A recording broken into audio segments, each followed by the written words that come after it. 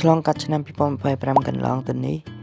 យើងទាំងអស់គ្នាបានឃើញនៅចំនួននិងបញ្ហាជាច្រើនរវាងកម្ពុជានិងថៃព្រឹត្តិការណ៍ទាំងនោះប្រហែលជាបានដាស់ស្មារតីបងប្អូនឲ្យយល់ឃើញថាដើម្បីការពារជាតិយើងបានតើតែយើងខ្លាំងខ្លួនឯងជាមុនសិនយើងមិនអាចយកឈ្នះគេដោយគ្រាន់តែប្រើអារម្មណ៍នោះទេប៉ុន្តែយើងត្រូវការសមត្ថភាពនិងចំណេះដឹងពិតប្រាកដបើយើងម្នាក់មិនរឹងមាំប្រទេសជាតិយើងក៏មិនអាចរឹងមាំបានដែរ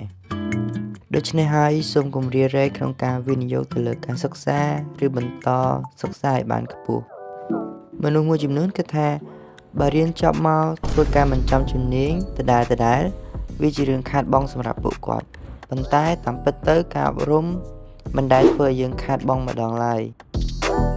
ទោះបីថ្ងៃក្រោយយើងមិនអាចធ្វើការចំជំនាញដែលរៀនក៏ដោយក៏របៀបគិត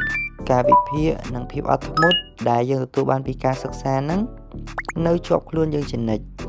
ហើយវាជាមូលដ្ឋានគ្រឹះដែលធ្វើឲ្យយើងជោគជ័យលើគ្រប់កិច្ចការងារនៅថ្ងៃក្រោយសម្រាប់ខ្ញុំបានជ្រើសរើសមកសិក្សានៅប្រទេសកូរ៉េដើម្បីពង្រឹងសមត្ថភាពខ្លួនឯងហើយសម្រាប់បងប្អូន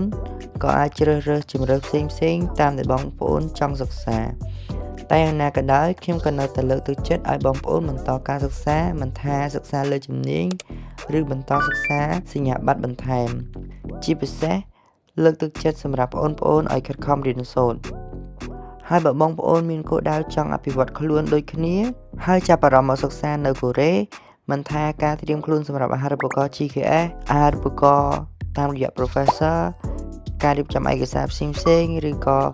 ប្រសិនបើបងប្អូនដែលចាប់ថ្នាក់ទី12ចង់ប្រឹក្សាក៏បានដែរខ្ញុំនឹងខិតខំចែករំលែកពីបទពិសោធន៍និងប្រឹក្សាតាមតែអាចជួយបានយើងជួយគ្នាចែករំលែកចំណេះដឹងគ្នាដើម្បីឲ្យយើងកាន់តែខ្លាំងនិងដើម្បីអនាគតសង្គមជាតិរបស់យើងទាំងអស់គ្នាដើម្បីឲ្យយើងកាន់តែខ្លាំងនិងដើម្បីអនាគតសង្គមជាតិរបស់យើងទាំងអស់គ្នា